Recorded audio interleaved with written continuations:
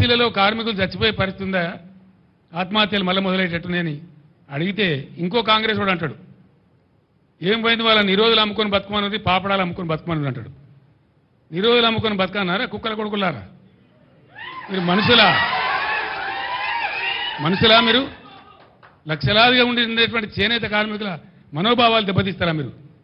మీరు ఇస్తే ఇచ్చిండ్రు, పీక్తే పీకిండ్రు, ఇవ్వకపోతే చేత కాకపోతే ఇవ్వకుండా. కానీ నిరోధులు అమ్ముకొని బతుకుని, పాపడాలు అమ్ముకొని బతుకున్నట్టు వాళ్ళు మనుషులా కనబడతలేరా? గర్జిస్తారు బిడ్డ, చేనేత కార్మికులే ఇలా పులులే గర్జిస్తారు, మిమ్మల్ని తరిమి కొడతారు, జాగ్రత్త అని చెప్పి నేను హెచ్చరిస్తా ఉన్నా. వెంటనే బతుకమ్మ చీరలే కానీ, మరో చీరలే కానీ, స్కూల్ యూనిఫామ్లే కానీ అవన్నీ కూడా బకాయిలు ఇమీడియట్ విడుదల చేయండి. నేను చేనేత కార్మికులు చెప్పిన అవసరమైతే మా పార్టీ నుంచి డబ్బులు ఇస్తాం, వకీల ఫీజులు, మీరు భయపడేదేం లేదు, కోర్టులో గుంజుదాం, కొట్లాడదామని కూడా చెప్పినాం.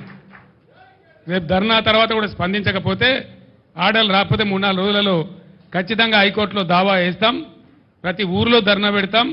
ఎక్కడెక్కడ చేనేత కార్మికులకు బాధలవుతున్నాయో రాష్ట్రం అంతా రణరంగం చేసి మిమ్మల్ని ఫుట్బాల్ ఆడతాం బిడ్డ, ఇడిచిపెట్టాం, జాగ్రత్త.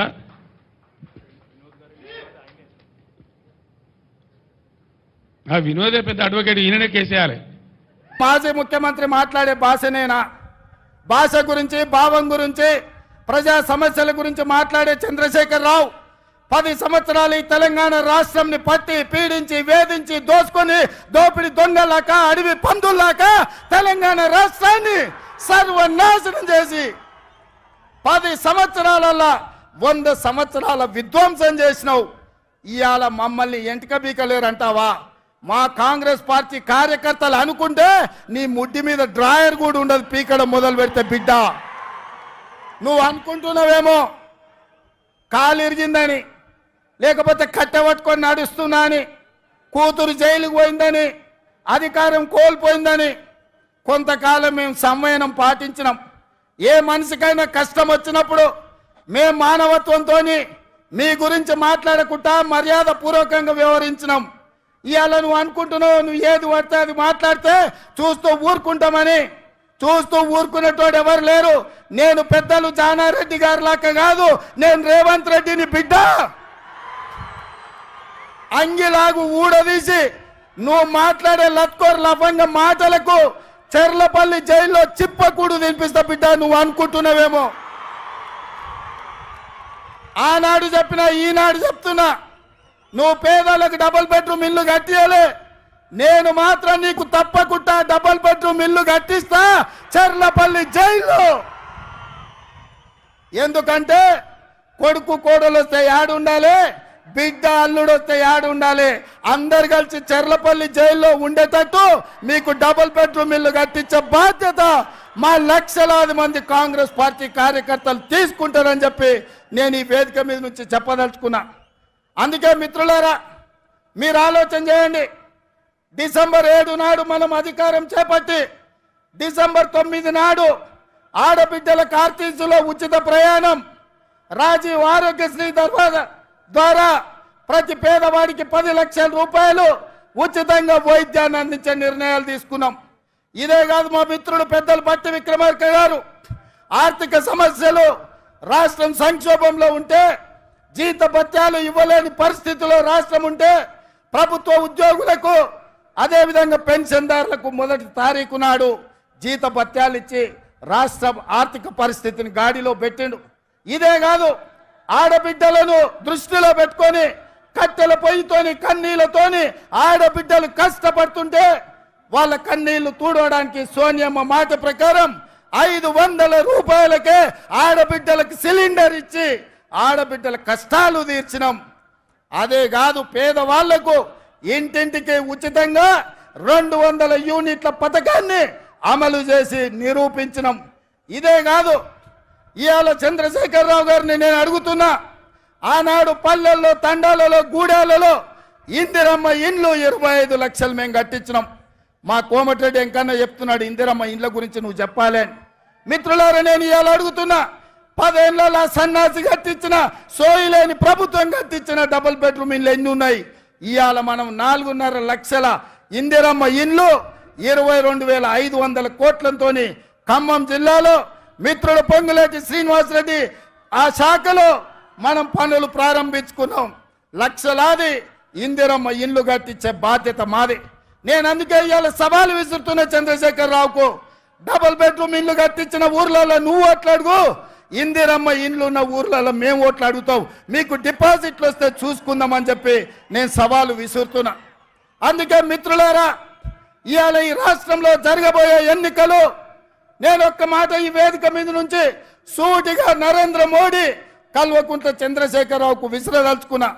నేను, నా మిత్రులు, నా సహచర మంత్రివర్గం 100 రోజుల్లో మా పరిపాలన మీ ముందల పెట్టినాం, మా పాలసీలు మేము అమలు చేసినాం. నలుమూలల నుంచి విచ్చేసినటువంటి నాయకులకు, కార్యకర్తలకు, పత్రికా సోదరులందరికీ కూడా నా హృదయపూర్వక నమస్కారం.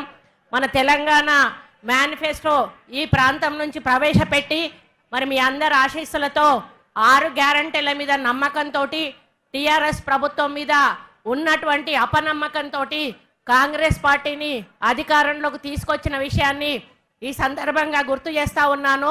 9.5 సంవత్సరాల అహంకార పాలనకు చరమగీతం పాడి ఇందిరమ్మ పాలన తెచ్చుకున్న ఘనత ఈ తెలంగాణ రాష్ట్ర ప్రజలది అని చెప్తా ఉన్నాను. 100 రోజుల్లోనే 5 గ్యారంటీలను అమలు చేసి అన్నింటినీ కూడా కేబినెట్లో ఆమోదం పొంది ఎలక్షన్ల తర్వాత మిగతా గ్యారంటీలను కూడా మీ ముందుకు రేవంత్ రెడ్డి గారి నాయకత్వంలో ఈ కాంగ్రెస్ ప్రభుత్వం, ఇందిరమ్మ ప్రభుత్వం తీసుకురాబోతుంది అని చెప్పడానికి నేను గర్వపడతా ఉన్నాను. ఈరోజు 200 యూనిట్ల కరెంట్ ఫ్రీ కానీ, 500కు గ్యాస్ సిలిండర్ కానీ, మహిళల్లో ఉచితంగా బస్సు ప్రయాణం కానీ, ఇటువంటి కార్యక్రమాలన్నీ ఇప్పటికే మనం అమలు చేసి ఉన్నాము. మరి ఈ విధంగా అమలు చేసిన సందర్భంలో ప్రజల్లో కాంగ్రెస్ పార్టీ మీద ఉన్నటువంటి ప్రేమతోటి ఈరోజు టీఆర్ఎస్లోంచి కానీ, బీజేపీలోంచి కానీ పెద్ద ఎత్తున నాయకులు వచ్చి కాంగ్రెస్ పార్టీలో చేరుతున్న సందర్భంలో మరొక పక్క కేసీఆర్కి, ఒక పక్క కేటీఆర్కి అటు అధికారం పోయింది అనేటువంటి ఫ్రస్ట్రేషన్లో ఒక పక్క ఉంటే, ఈరోజు బీఆర్ఎస్ పార్టీ పూర్తిగా ఖాళీ అయిపోతున్నటువంటి ఫ్రస్ట్రేషన్ ఇంకొక పక్క ఉంది. మరి చాలా రోజుల తర్వాత, అంటే నాకు కేటీఆర్ నోటీస్ ఇచ్చిన విషయం కూడా మీకు తెలుసు. నేనేమీ మాట్లాడలేదు ఆయన గురించి.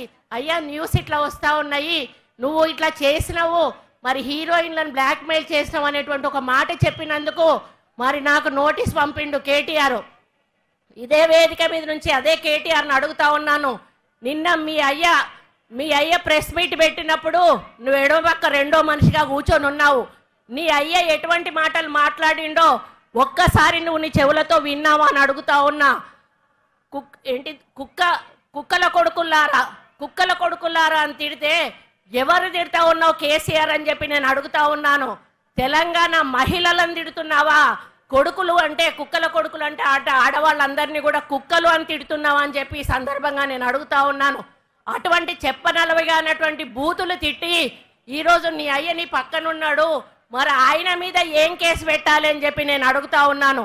ఆయనను బహిరంగంగా ఉరి తీసినా కూడా ఆయన మాట్లాడిన మాటలకు క్షమాపణ లేదు అని చెప్పి సందర్భంగా విజ్ఞప్తి చేస్తా ఉన్నాను. కాబట్టి ఇక్కడ ఉన్న సోదరులందరికీ ఒక్కటే విజ్ఞప్తి చేస్తా ఉన్నాను. నేనేం మాట్లాడకుండానే నాకు నోటీస్ ఇచ్చింది. కేసీఆర్ మాట్లాడిన మాటలకు మీరెంతమంది నోటీస్ పంపగలుగుతారో అంతమంది కూడా నోటీస్ పంపాలని చెప్పి సందర్భంగా ఆదేశిస్తా ఉన్నాను. కాబట్టి ఇప్పటికైనా కూడా టీఆర్ఎస్ నాయకులకు ఒక్కటే చెప్తా ఉన్నాను, హెచ్చరిస్తా ఉన్నాను. మీరు తిడితే పడడానికి మేము ఇక్కడ లేము. మేము ప్రజల విశ్వాసంతో అధికారంలోకి వచ్చి ఇక్కడ కూర్చున్నాము. మీరు అధికారంలో అనుభవించి పైసలు దండుకొని ఈరోజు ప్రజల నమ్మకం పొడగొట్టుకొని ఈరోజు ప్రతిపక్షంలో కూర్చున్నారు. మేము అధికారంలో కూర్చుని ప్రజా సంక్షేమం కోసం పనిచేస్తా ఉన్నాము. వాళ్ళ యొక్క కళల్ని కళ్ళలు చేస్తూ ఇందిరమ్మ రాజ్యాన్ని తీసుకొచ్చిండ్రు. ఇవాళ నేను ఒక్కటే కోరుతా ఉన్నా, ఒక్కటే ఒక అప్పీల్. 34 సంవత్సరాలు కావస్తుంది ఇవాళ రాజీవ్ గాంధీ గారు చనిపోయి.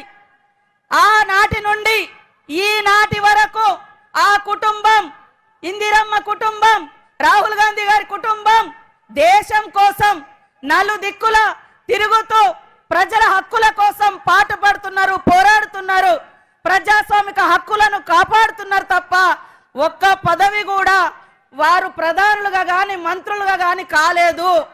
దయచేసి ఇక్కడున్నటువంటి కార్యకర్తలు, నాయకులు అందరూ ఆలోచించండి.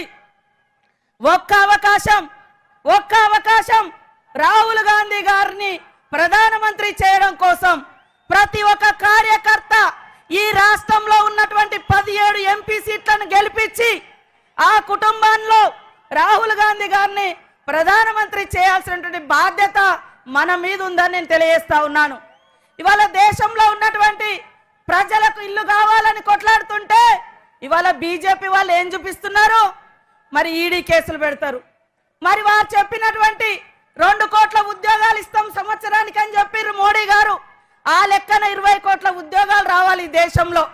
ఉద్యోగాల గురించి అడిగితే అయోధ్యను చూపెడుతున్నారు, అయోధ్యలో ఉన్న రాముని చూపెడుతున్నారు. 10 ఏళ్ల అభివృద్ధి ఏదయ్యా అని మోడీ గారిని అడిగితే ఢిల్లీ నుంచి అభివృద్ధికి నిధులు ఇవ్వడం లేదు కానీ అక్షింతలు మాత్రం పంపిస్తున్నారు. అక్షింతలు ఇంటింటికి వచ్చినాయి కానీ మీరు గల్లీలలో పోయి అడగండి, బీజేపీ వాళ్ళు మీకు ఇల్లు ఇచ్చిర్రా, ఉద్యోగం ఇచ్చిర్రా? మరి ఇంకా జన్ ధన్ ఖాతాలు ధన్ తెరవండి అన్నాడు, 15 లక్షలు ఇచ్చిండా? మరి ఏం చేసిండంటే 10 సంవత్సరాలలో మరి మోడీ గారి పాలన గురించి చెప్తే రాస్తే రామాయణం అంత అవుతుంది, చెప్తే భారతం అంత అయితే తప్ప వికసిత్ భారత్ అంట. వికసిత్ ఎక్కడుందయో మీరు చేసిన విద్వేషపు కుట్రలతోటి ఈ దేశాన్ని భారతీయ జనతా పార్టీ విద్వేషపు కుట్రలతోటి విధ్వంసాలతోటి భారతదేశాన్ని బందీ చేసిర్రు. కానీ మొన్న రాహుల్ గాంధీ గారు పేదల పెన్నిది, ప్రేమల సన్నిధి, త్యాగాల వారధి రాహుల్ గాంధీ గారు కన్యాకుమారి నుంచి కాశ్మీర్ దాకా పాదయాత్ర చేసినటువంటి మహానాయకుడు. కాబట్టి నేను ఒక్కటే అడుగుతున్నా, ఒక్కటే విజ్ఞప్తి చేస్తున్నా మీకు అందరికీ, ఒక్క అవకాశం. ఇక్కడ కూర్చున్న వాళ్ళకి ఎంతో మందికి అవకాశాలు రావడానికి కారణం ఇందిరమ్మ కుటుంబం. మీరు కూడా సర్పంచులుగా, ఎంపీటీసీలుగా, జడ్పీటీసీలుగా అయినరు. రేపు ఢిల్లీ ఎన్నికల తర్వాత జరిగేది మీ ఎన్నికలు, గల్లీ ఎన్నికలు. కాబట్టి ఖచ్చితంగా 34 ఏళ్ల తర్వాత ఒక్క అవకాశం రాహుల్ గాంధీ గారికి ఇచ్చి ప్రధానమంత్రి చేయడం కోసం ప్రతి కార్యకర్త నాయకుడు కష్టపడాలని కోరుకుంటూ కాంగ్రెస్ ఇచ్చిన ప్రతి వాగ్దానం అమలైతుంది. అధికారం పోయినటువంటి అసహనంతో బీఆర్ఎస్ నాయకులు మరి పిచ్చి వాళ్ళ లెక్క మాట్లాడుతున్నారు. నిన్న బీజేపీ నాయకులు కూడా మరి రోడ్డు మీదకి వచ్చి ధర్నాలు చేస్తున్నారు ఇవాళ రైతుల కోసం. అయ్యా, మీరు కార్పొరేట్ కంపెనీల కోసం, బహుళజాతి కంపెనీల కోసం, రైతాంగ వ్యవసాయాన్ని ముంచడం కోసం నల్ల చట్టాలు తీసుకొస్తుంటే వాటికి వ్యతిరేకంగా పోరాడుతున్నటువంటి రైతుల మీద కాల్పులు చేసింది మీరు.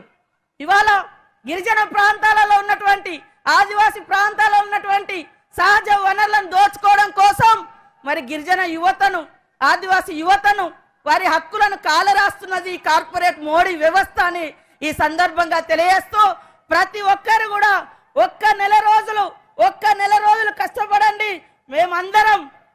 మేమందరం 5 సంవత్సరాలు మిమ్మల్ని అందరినీ కంటికి రెప్పలా కాపాడుకుంటాం, రాష్ట్ర ప్రజల్ని కాపాడుకుందామని ఈ సందర్భంగా తెలియజేస్తూ నాకు ఈ అవకాశం కల్పించిన మీ అందరికీ నమస్కారాలు, ధన్యవాదాలు.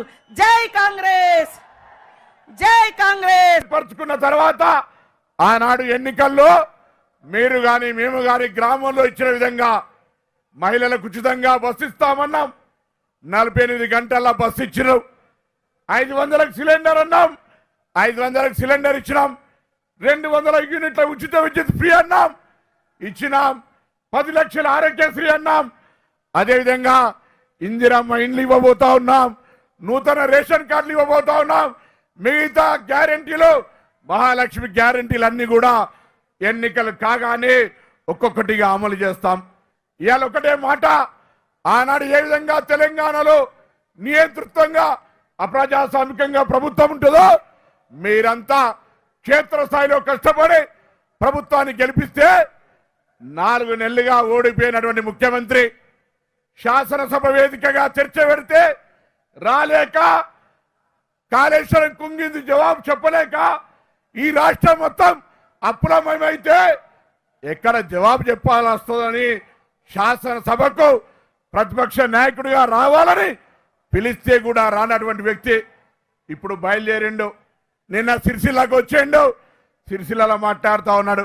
ఈ వేదిక ద్వారా అడుగుతా ఉన్నా, మేము ఆనాడు ఏదైనా ప్రజా సమస్యను తీసుకొని ప్రజల దగ్గరికి పోతే గృహ నిర్బంధం పేరింది అరెస్ట్ చేస్తుంటే, కానీ ఇలా మా ప్రజా పాలన ప్రభుత్వం స్వేచ్ఛగా నీకు తిరిగే అవకాశం ఇస్తోంది. కానీ ఒళ్ళు నోరు దగ్గర పెట్టుకోవాల్సిన అవసరం ఉంది. మాట భాష 10 సంవత్సరాలు ముఖ్యమంత్రిగా చేసిన వ్యక్తి ఏ విధంగా మాట్లాడాలో నీకు తెలియకపోతే 80,000 పుస్తకాలు చదివినా అనే నీవు ఒక్కసారి నీ జ్ఞానాన్ని మరొక్కసారి ప్రజలు చేసుకో.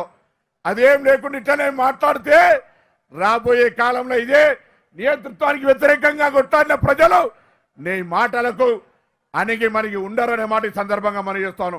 అందుకే దయచేసి ఇక్కడికి వచ్చిన ప్రతి కార్యకర్త, తెలంగాణ నుంచి 30,000 బూతుల పైగా ఉన్నారు ప్రతి కార్యకర్త, మళ్ళీ మే 13 నాడు జరిగే ఎన్నికల్లో 17 మంది కాంగ్రెస్ పార్టీ అభ్యర్థులు గెలుపు. ఎందుకంటే ఈరోజు రాష్ట్రంలో ఉన్నటువంటి కాంగ్రెస్ ప్రభుత్వం, రేవంత్ రెడ్డి గారి నాయకత్వంలో కాంగ్రెస్ పార్టీ ఉన్నటువంటి ప్రభుత్వంలో ప్రజలకు ఇచ్చిన అన్ని అమలు జరగాలంటే మనకు ఈ తెలంగాణ నుంచి కాంగ్రెస్ పార్లమెంట్ సభ్యులు గెలిచినట్టయితే కేంద్రం నుంచి కూడా మన యొక్క ప్రాంత అభివృద్ధికి నిధులు తీసుకొచ్చే అవకాశం ఉంది. ఇలా తోడు దొంగల బీజేపీ టీఆర్ఎస్ కలిసి రైతుల పేరు మీద డ్రామా చేసే ప్రయత్నం చేస్తా ఉన్నారు. దయచేసి ఆలోచన చేయండి. ఆనాడు 15 లక్షల నల్లధనం అన్నారు, 2 కోట్ల ఉద్యోగాలు అన్నారు. ఇలా నరేంద్ర మోడీ పోటీ పెట్టి ఓట్లు అడిగే పరిస్థితి లేదు. కొత్తగా రాముని తీసుకొచ్చిర్రు, అక్షింతలు అంటున్నారు. దయచేసి ఊర్లల్లా మనం కూడా రాముని భక్తులమే, రామునికి ఎవరు వ్యతిరేకం కాదు. కానీ నిస్సిగ్గుగా రాముణ్ణి రాజకీయాలకు తీసుకొచ్చే వీళ్ళ పట్ల ప్రజలను జాగ్రత్తగా ఈ దేశ సార్వభౌమత్వాన్ని ప్రజాస్వామ్యాన్ని కాపాడడానికి పాంచ్ న్యాయ పేరు మీద రాహుల్ గాంధీ గారి కాంగ్రెస్ పార్టీ మేనిఫెస్టో క్షేత్రస్థాయికి తీసుకుపోవాలని కోరుతూ, ఇప్పటికే మరి మల్లికార్జున ఖార్గే గారు కానీ కాంగ్రెస్ పార్టీ కానీ తీసుకున్నటువంటి మేనిఫెస్టో రేపు భవిష్యత్తులో భారతదేశంలో ఉన్నటువంటి వెనుకబడ్డ వర్గాలందరికీ మార్పుకు శ్రీకారం చుడుతుంది. కాబట్టి తప్పకుండా అందరూ కూడా కాంగ్రెస్ పార్టీని బలోపేర్చే దిశలా క్షేత్రస్థాయికి వెళ్ళిన తర్వాత రేపటి నుంచే ప్రచార కార్యక్రమం కొనసాగించాలని కోరుతూ అందరికీ హృదయపూర్వకంగా ధన్యవాదాలు చెప్తూ కాంగ్రెస్ పార్టీ